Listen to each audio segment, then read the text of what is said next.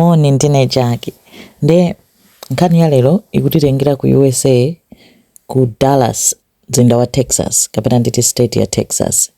Ku Texas kuli death penalty. Paja ku USA ma state au ndosiyana ena ali ndi death penalty ma death sentence ena alibe. Kuli anthu okwana mzinda umenewo wa Dallas kuli anthu okwana 400,000 population yawo. Kuliso ma university atatu amene amadalira kwambiri amene amabweretsa ndalama mumzinda. Ndiye tatengani chakumwa ngati chodyera chilipo ticheze. Nkhani yathu ndi nkhani ya mtsikana uyu dzina lake Jacqueline Vandergriff amene anthu amangomutcha mwachidule kuti Jackie mu chaka cha 2016 anali zaka 24. Nde anapanga ino ku imodzi mwa ma universities atatu imene inali Texas Women's University and amakapanga study nutrition. Jacqueline amachokera family yabwinobwino wa mai yake ndi bambo yake analinso ndi mchemwali wake. Nde analolimbikira amafuna kuti apange bwino kumbali ya za nutrition zakezo, koma ifa chonena kuti mafizi amavutirabe zimadula makolo akana muzoti apeze ntchito ya part time kuti adzithaso kudzithandiza yekha. Nde pa 13 September 2016 ananyamuka nalowa mbala ina yake amafuna kukafunsira ntchito ya part time. Nde atalowa mbala muja anapeza kuti anakhala pansi kuti angomwako drink imodzi madzulo. Nde anapeza kuti munatulukira nzibambo wina wache nayenso anakhala poteropo anapeza kuti anayamba kucheza.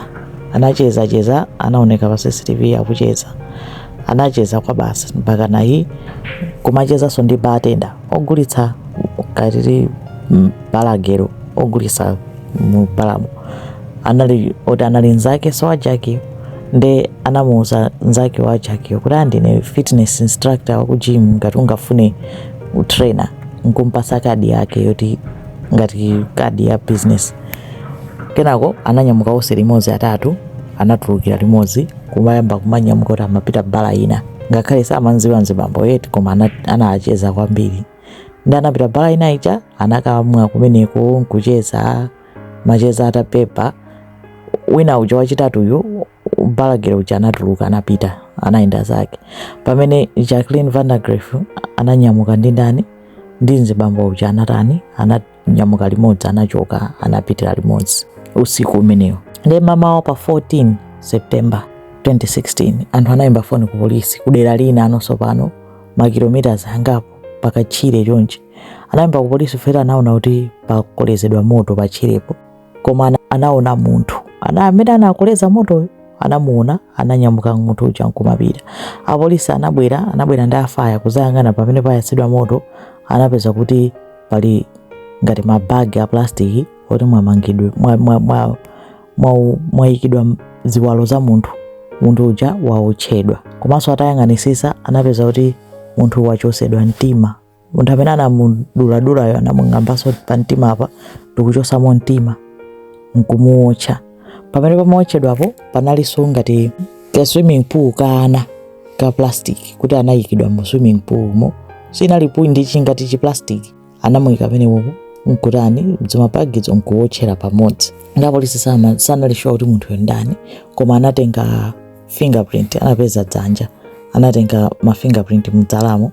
Atachita check DNA anapeza kuti ID yake anali Jacqueline Vandergriff uja. Iwacha analasana ndi report yonena kuti kwasowa munthu nangasi analonera kuti kuoneka komaliza anaoneka pa 13 usiku wake apapo ankupezeka mamawa wake. Koma atafufuza anapeza kuti Jacqueline uja watani wasowa. Pamene anayamba kufufuza kuti munthu uyu bwanji. Koma anthu amene anayimba foni ku polisi aja anachita identify galimoto kuti galimoto yomwe tinayioneka kuchoka apa ndi hotel. Nkupezeka kuti atafusaso anthu amene anali ndi Jacqueline Vandergriff uja anali kuti tinamuona last time anali ku bala yakuti anapita ku bala kuja nkukayang'ana CCTV ija nkuonapo ndani nkuonapo nzibambo anaoneka uja. Balagero analiko ujaso nkupereka kadi yomwe anapasa kuti anali ndi munthu uyu anandipasa kadi dzina lake ndili. Apolisi kuyang'ana kupeza kuti munthu uja akumutani akumudziwa bwino. Ndeno part 2 nkhani yomwe. Uyu ndi Caitlin Mathis. Caitlin amakhala ndi mai yake nayenso anayeseka naonena kuti anapeza malo ku university ina yapafupi osati yomwe inali kwa Jacqueline chakoma inali university ina. Analonena kuti analala ngothesa kumene chibwenzi chibwezi yakecho anali mamuna uja anapezeka kubala ndi Jackie uja. Mamuna zina yake anali Charles Bryant. Charles anali fitness instructor. Ntchito zake zomwe ngokhala kuti wayamba ntchito wasiya wayamba ntchito ozigomera kwa basi wakhale uzijambula ma 6 pack chani zomwe amakhalira zimenezo. Koma iyeyo anamukonda ndani Kathleen Mathis uja pamba naye chibwezi. Ndi Kathleen anamtenga Charles uja kupita naye kwa amayi ake. Amayi ake Kathleen atamuona Charles uja sanamkonde. Anamuuza Kathleen kuti ineyo mamuna sindikumudziwa koma mtima wanga ukukana. Chilipo china chake cha nkhaza, chilipo china chake cha evil kwambiri about him. Ndipo ndikuona ngati ukapitiriza naye upanga mistake kwambiri. Ndipo nthawi yo Kathleen anati iyayi ndi wabwinobwino ndi wocheza chani. Koma patangotha 2 weeks anayamba kumuona mamuna uja usintha Charles uja.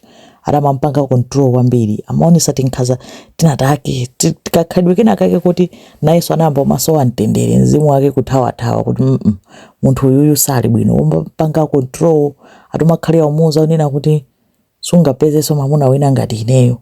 Zokhala basi zina zake zosatha kuzifotokoza koma feeling ina yake kuti munthu ndi oyipa kwambiri. Nde Kathleen anathesa chibwezi. After 2 months Charles uja anakwiya kwambiri sana mvetsetse kuti ungandisiye ite kuyesera umuchonderera kumtumizira maluwa chani.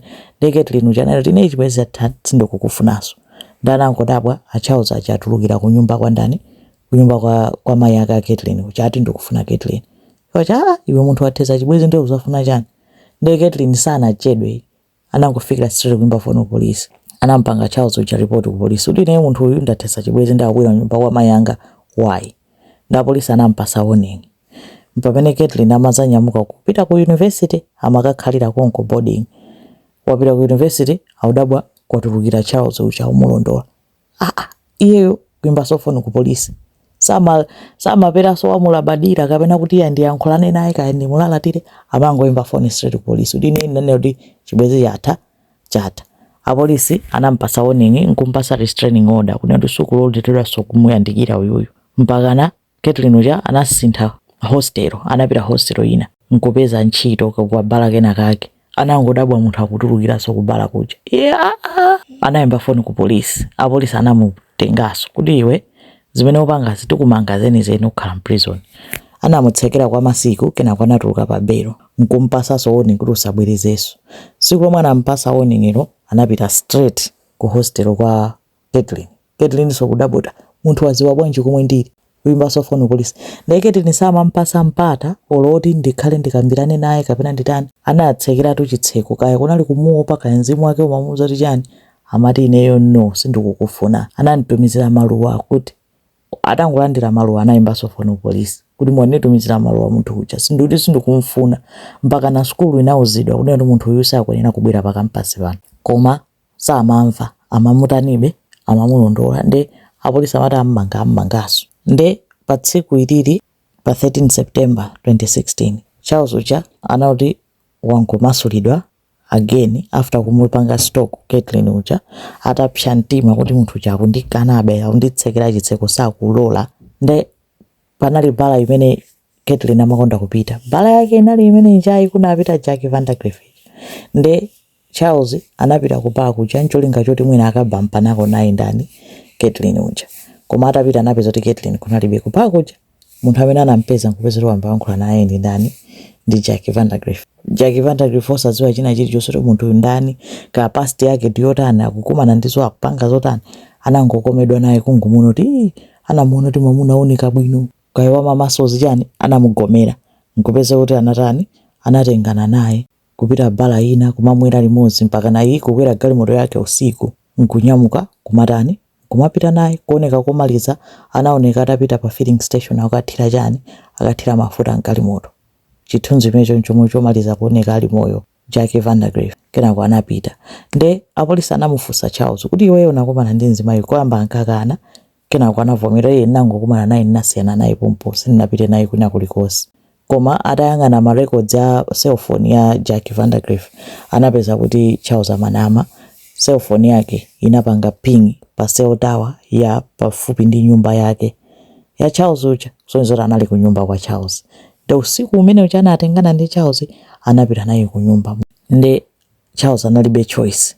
Apolisi atachitabe cheki anapeza kuti anaona CCTV mama wake asanampeze Jacqueline uja kuthengo uja anamuona pa CCTV atapita ku shop anakagula mafosholo mipeni chani komanso satellite dish kuyang'anira pamwamba pa nyumba yake before kupezeka kwa Jacqueline uja panja pake mu garden mwa nyumba ya Charles panja panali ngati ka swimming pool kamwana ka plastic koma after kupezeka Caitlyn panalibepo kuona so chithunzi changati chomwe chikuyang'anira pansi nyumba ija chithunzi cha swimming pool palibepo komanso apolisi atakayang'ana ku nyumba kwake kuja anapeza zip tie china chake chomangiririra dzina koma chinali choti chokoledwa ndi tsitsi analiyeza tsitsilo anapeza kuti nayi tsitsira chake uja chimene anagwiritsa ntchito kumunyongera pa khosi anapezanso chikwama cholemba Texas Women's University chomwe ananyamula Jackie Vandergriff uja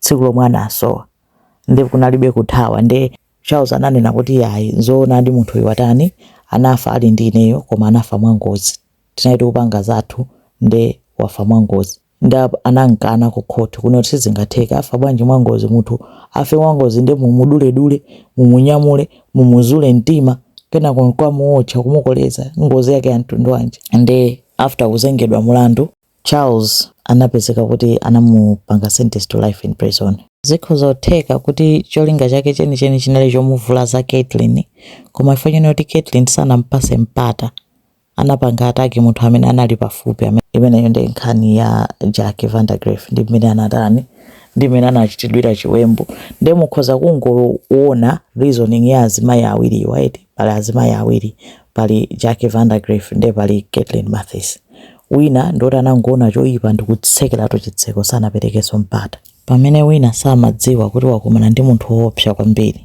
ndi imeneyo ndi nkhani ya Jackie Vandergriff nkhani yomvetsa chisoni kwambiri zikomo kwambiri